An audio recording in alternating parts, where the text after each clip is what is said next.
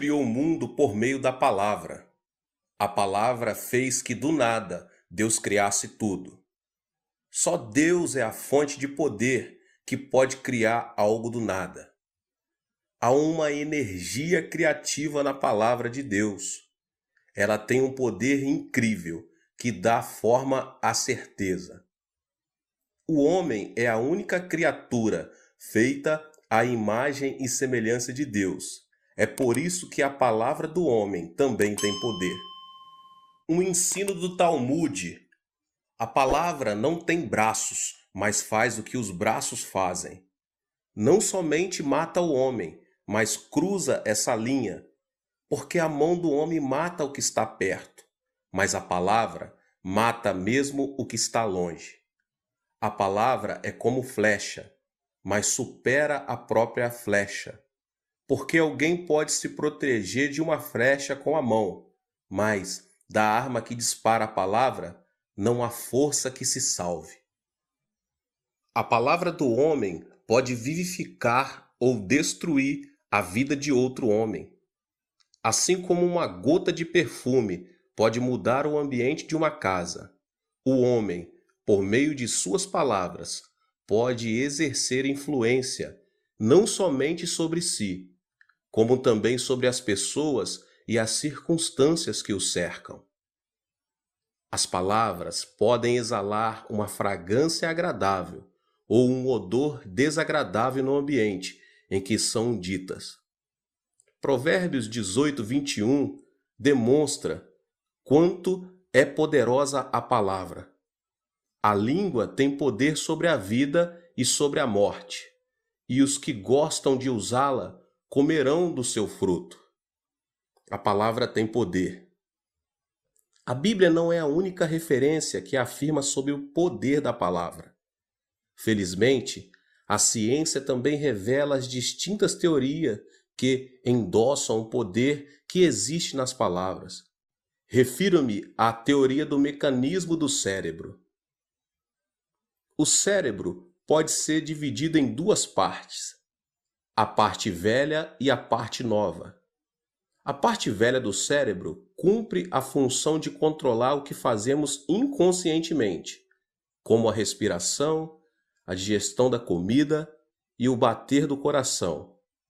Como seria complicado se tivéssemos de controlar todas essas ações de forma consciente. Felizmente, Deus criou o homem de tal maneira que ele não precisa gastar energia para ativar essas ações, já que elas funcionam automaticamente. Isso não é surpreendente? Por outro lado, existe a parte nova do cérebro, que se encarrega de pensar, tomar decisões, julgar e dar conexão a cada assunto.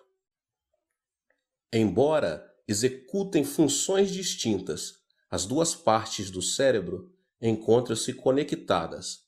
A parte velha, conhecida como sistema nervoso autônomo, cumpre a função de coordenar o cotidiano e repetitivo. Por sua vez, porém, recebe informação de seu par. A parte nova do cérebro reinterpreta, de forma objetiva, o que existe e o transmite à parte velha. Dessa maneira, a parte velha do cérebro reage de acordo com essa nova informação.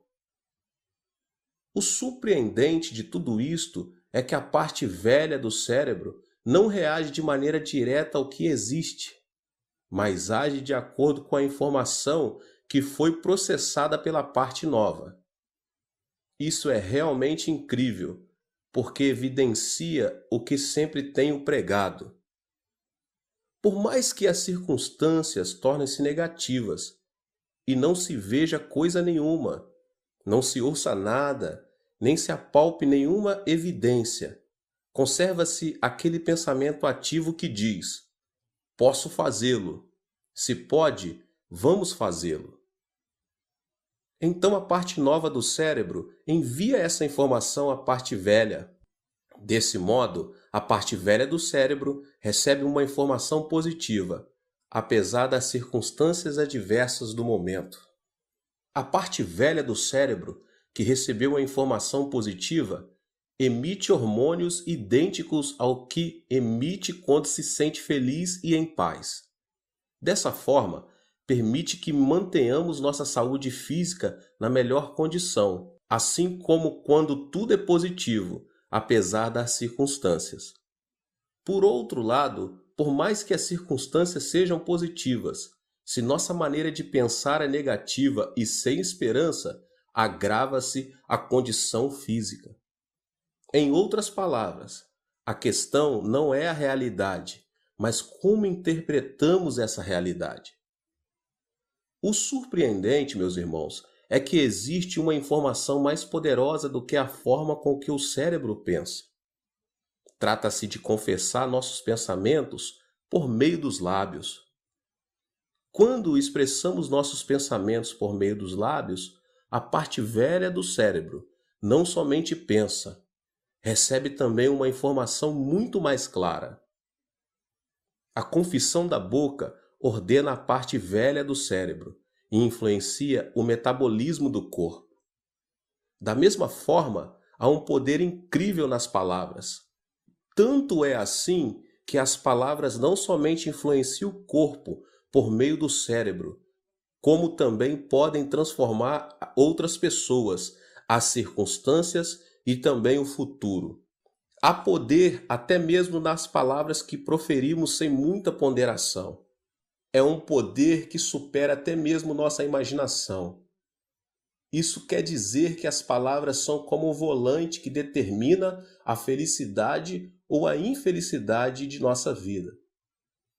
Assim como podemos mudar o rumo de um automóvel com o movimento do volante, o futuro de nossa vida e até o de outras pessoas pode ser mudado pelas palavras proferidas. Especialmente na infância, é de grande importância a influência do vocabulário das pessoas com quem a criança se relaciona.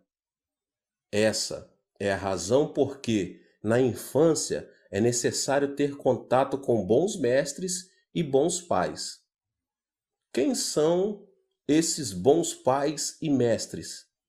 São aqueles que ressaltam os pontos positivos da criança e a ajudam a desenvolver uma plenitude por meio de elogios e motivação.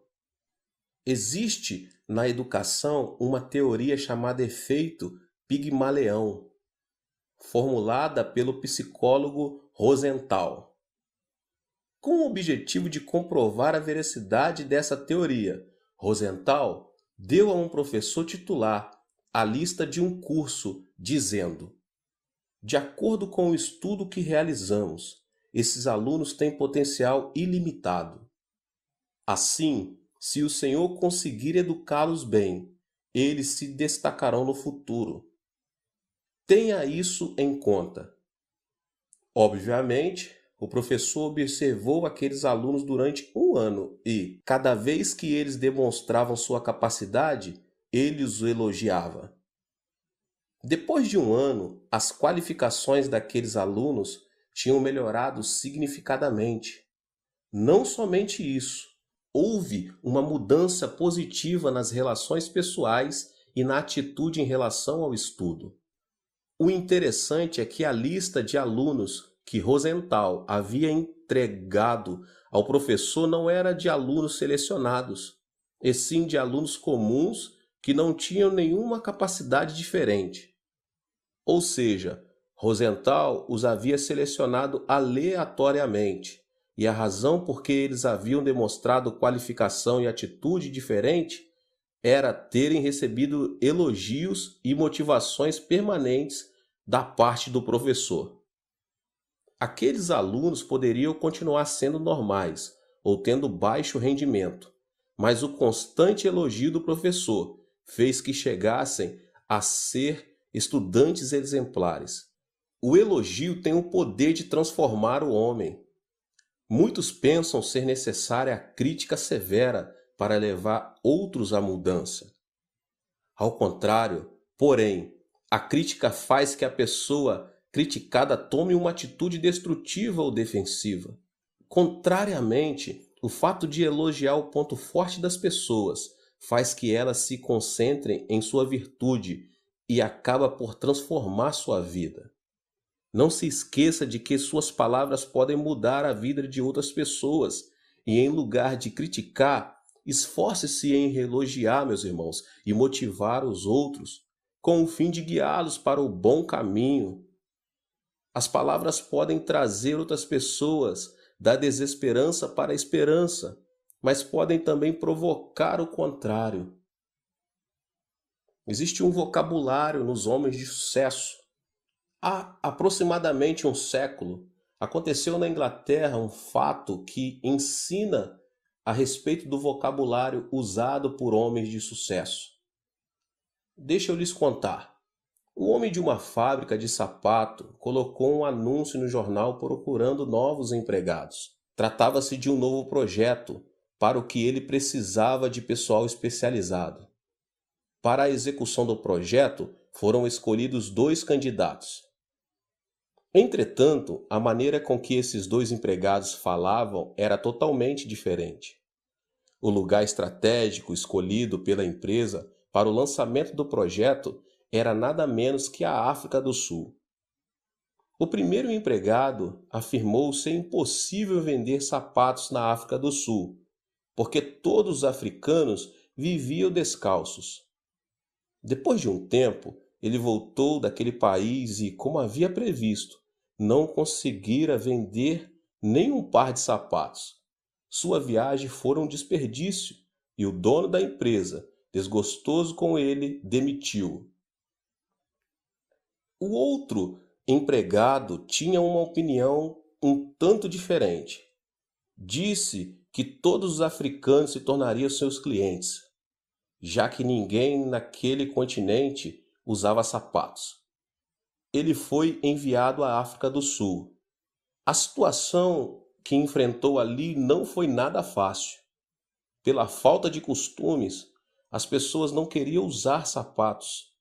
Ele pensou que faria uma boa venda, mas na realidade foi completamente outra. Ele distribuía mercadoria de graça, meus irmãos, para que as pessoas experimentassem os sapatos, mas elas preferiam andar descalços. Entretanto, ele insistia: todo esse pessoal andará com os sapatos que eu vou vender. Ele não se deu por vencido, não se sentiu frustrado diante da situação. Em lugar disso, acreditou que o que os seus lábios haviam confessado se tornaria realidade e não deixou de buscar novas ideias e de se esforçar para pô-las em prática. Apesar de contínuos fracassos, o empregado não deixava de sair em busca de novos clientes. Um dia, ele propôs ao chefe de uma tribo realizar uma corrida de 4 quilômetros. De início, a ideia pareceu fora de propósito, já que os africanos tinham uma resistência inigualável por serem caçadores e, por isso, terem os músculos das pernas bem desenvolvidos. O prêmio era de muito valor. Não havia razão para recusar a oferta, e eles decidiram participar da competição. O empregado havia proposto que a corrida fosse feita num caminho cheio de pedras e espinhos. Como era de esperar, o homem branco perdeu a corrida e os africanos que tinham músculos mais desenvolvidos ganharam a competição e, com ela, um prêmio de grande valor. Tratava-se de mais uma estratégia de venda fracassada. Com certa arrogância, o chefe da tribo aproximou-se do empregado e disse: "Viu? Nossos pés descalços são mais velozes do que os seus pés calçados." O empregado nada pôde fazer senão reconhecer a derrota. Tem razão, nossos sapatos foram superados pelos pés descalços de seus homens. Entretanto, não acho que fomos derrotados. Olhe, os pés de seus homens estão feridos e sangrando, enquanto os nossos pés não têm nenhum ferimento. E sorridente, mostrou seus pés brancos e ilesos. Olhe, os sapatos protegem os pés. Não importam os espinhos, Se você andar com esses sapatos, os pés estarão sãos. Este é um presente. Prove-os. E se você precisar de outros pares de sapato, não hesite em vir buscá-los, pois eu darei a você outros de presente. E ele começou a distribuir sapatos entre todos os integrantes da tribo. De início, eles questionaram a necessidade de usar sapatos. As palavras persuasivas do empregado, porém, fizeram que levasse os sapatos para casa, a fim de experimentá-los. Depois de certo tempo, as pessoas começaram a se aproximar do empregado, à procura de novos sapatos.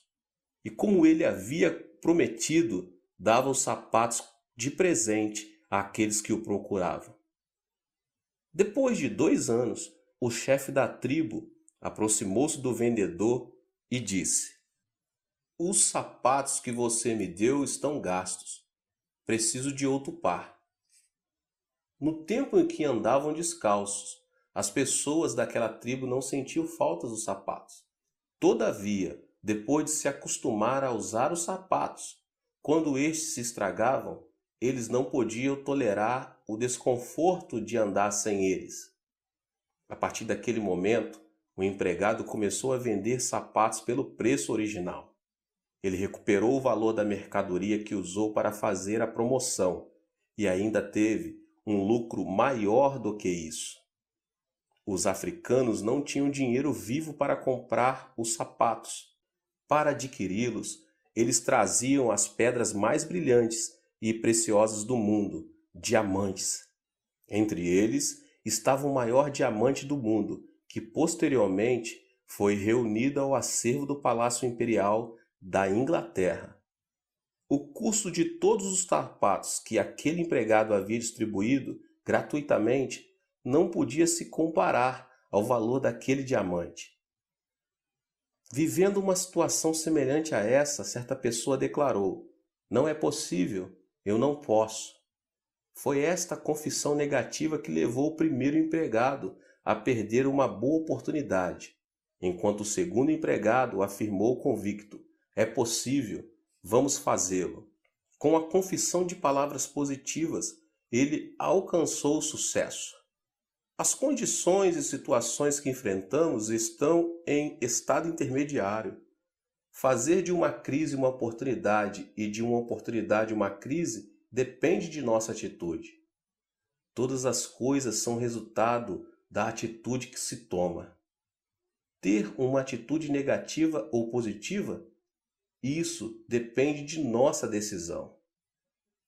Considerando que a conhecida história dos 12 espias de Israel descreve a importância do poder das palavras, no fato que ela encerra, pode ser encontrado o mesmo ensino.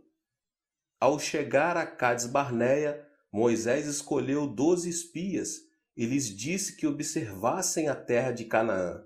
Os 12 enviados saíram do mesmo lugar, comeram e beberam juntos, dormiram debaixo do mesmo teto durante 40 dias, tempo em que espiaram a terra de Canaã. O povo de Israel estava na expectativa de notícias daqueles homens. Quando os espias voltaram, todos ficaram atentos às palavras deles, a fim de saber o destino que se seguiriam. Entretanto, 10 deles apresentaram um relatório totalmente negativo. Eles disseram: "Estivemos ali, mas a terra tem muitos montes altos, vales profundos e é cercada por muros. Os habitantes são nada menos que os descendentes de Enaque, e comparado a eles, parecíamos gafanhotos.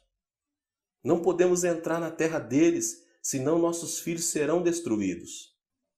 Diante da informação negativa dos espias, o povo de Israel ficou muito frustrado. Choraram durante toda a noite e no dia seguinte disseram que queria um novo líder para voltar para o Egito. Calebe e Josué, porém, acalmaram os ânimos do povo, dizendo: "Não é assim. A terra onde estivemos é uma terra boa, que mana leite e mel, tal como Deus prometeu." Parecia o jardim de Javé. Se Deus nos enviar, poderemos ir e conquistar a terra. Vamos conquistá-la. Como é possível que pessoas que estiveram juntas durante 40 dias apresentarem relatórios diferentes? Alguém disse: a realidade não existe, e sim a interpretação que dela se faz. Os 10 espias tinham uma postura intermediária, até que julgassem a condição da terra de Canaã. A interpretação feita por eles, porém, levou-os a observarem a situação de forma completamente diferente. O mesmo acontece, meus irmãos, quando colocamos lentes de cor azul e vemos todas as coisas na cor azul.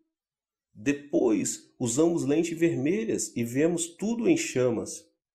Precisamos nos lembrar de que a realidade e a essência encontram-se numa posição intermediária. A maneira de interpretar é diferente e, por isso, vemos as coisas como queremos que elas sejam vistas. Diante da mesma realidade, pode acontecer de uma pessoa falar de forma negativa e outra falar de forma positiva. Embora em meio às dificuldades, quem usa lentes do que é positivo consegue ver a esperança no fogo que se apaga. Entretanto, se alguém tem as lentes do negativo, percebe uma realidade negativa, embora as circunstâncias sejam positivas. Existe, meus irmãos, um poder destrutivo das palavras negativas. O professor Kim Hong-kil, da Faculdade de Literatura da Universidade da Coreia, junto com uma equipe de estudiosos representada pela professora Kang Bum-mo, da Faculdade de Ciências Linguísticas, publicou um livro intitulado Uma Análise sobre a Tendência do Uso do Vocabulário do Povo Coreano. O livro apresenta um estudo de 150 frases retiradas de 127 fontes, entre elas artigos de jornais, discursos, revistas, romances, ensaios, livros de autoajuda, de ciências naturais e etc., publicados na década de 1990. O estudo apresenta a conclusão de que a expressão mais usada pelos coreanos é "não há". Sem dúvida, meus irmãos, a análise é uma demonstração da existência de uma raiz do negativismo em nossa sociedade, uma clara evidência de que nos concentramos mais no que não temos, ou seja, no negativo, do que naquilo que temos, isto é, no positivo. As palavras negativas fazem com que o futuro da pessoa mostre-se negativo. As palavras negativas fazem o ambiente de uma família tornar-se negativo. As palavras negativas fazem que o futuro de uma nação torne-se triste e obscuro.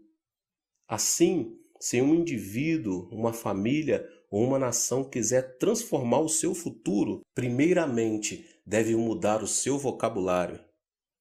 E a fim de mudar o negativo pelo positivo, em lugar de dizer "eu morro", "não posso", "é impossível", deve dizer "é possível", "eu posso fazer isso", "eu tenho em abundância". No entanto, devemos reconhecer que, por sua vez, as palavras negativas também têm poder. O problema é que esse poder é destrutivo. O fato aconteceu numa catedral católica de um pequeno povoado do campo. Durante a missa, o menino que estava ajudando o sacerdote deixou cair o copo com o vinho da Eucaristia. O sacerdote bateu-lhe no rosto e disse: "Jamais pense em voltar a este altar". A partir daquele instante, o menino passou a ter uma ideia negativa de Deus, ou seja, passou a imaginar um Deus rude e sem amor. Como era de pensar, o menino afastou-se de Deus. Ele cresceu e veio a ser o tirano ditador da Iugoslávia, Josip Broz Tito. Algo semelhante aconteceu em outra catedral. Entretanto, Ali, aquele menino foi perdoado e motivado pelo sacerdote, que o elogiou por reconhecer sua falta. O menino cresceu e chegou a ser um arcebispo muito famoso. Seu nome, Fulton Sheen. As palavras têm um poder e influência muito grande. É por isso que podem vivificar ou destruir as pessoas. As palavras negativas destroem a vida de outras pessoas. As palavras positivas fortalecem e dão vida aos outros. Então, procure pronunciar palavras positivas diante de qualquer situação. Vejam, meus irmãos, o poder das palavras positivas. Quero compartilhar a história de uma empresária que conseguiu sucesso por meio do pensamento e da confissão positiva. A empresária Austin, que prosperou confeccionando roupas íntimas para a mulher, é um exemplo de sucesso conseguido mediante a confissão positiva. Ao realizar um estudo prévio do mercado de roupas, descobriu que, ao comprar roupas íntimas, as mulheres enfrentavam dois tipos de problemas. Em primeiro lugar, não encontravam roupa para o seu tamanho. As mulheres com excesso de peso também queriam comprar roupas íntimas e bonitas, mas o problema era que nem sequer as roupas eram confeccionadas em seu tamanho. Ao observar isso, a mulher passou a fabricar roupas íntimas para mulheres com excesso de peso. Em segundo lugar, as mulheres nessas condições sentiam certa vergonha ao pedir o tamanho extra grande. A etiqueta GG transmitia uma sensação de humilhação à compradora em potencial. Era óbvio que, mesmo havendo tamanhos grandes, a maneira de apresentar a roupa era importante. Assim, Austin teve uma ideia brilhante. Em vez de dizer GG, ela passou a usar a etiqueta Queen, que significa rainha. Foi assim que GG, que dava a ideia de uma roupa usada por mulheres obesas, mudou de nome e passou a denominar-se roupa íntima para as rainhas. A intenção de Austin foi que suas consumidoras pudessem se sentir, mesmo que por um instante, como rainhas e não como mulheres com problemas de excesso de peso. A confissão positiva e a fé fizeram com que essa mulher prosperasse em sua empresa. As palavras puderam transformar uma mulher com problemas de excesso de peso em uma rainha. E caiu na armadilha das palavras que você mesmo disse, está prisioneiro do que falou. Provérbios 6:2. As palavras têm um poder extraordinário. Portanto, se conseguirmos usar a nossa confissão de maneira adequada, de acordo com a criação divina, certamente o milagre de Deus se manifestará em nossa vida.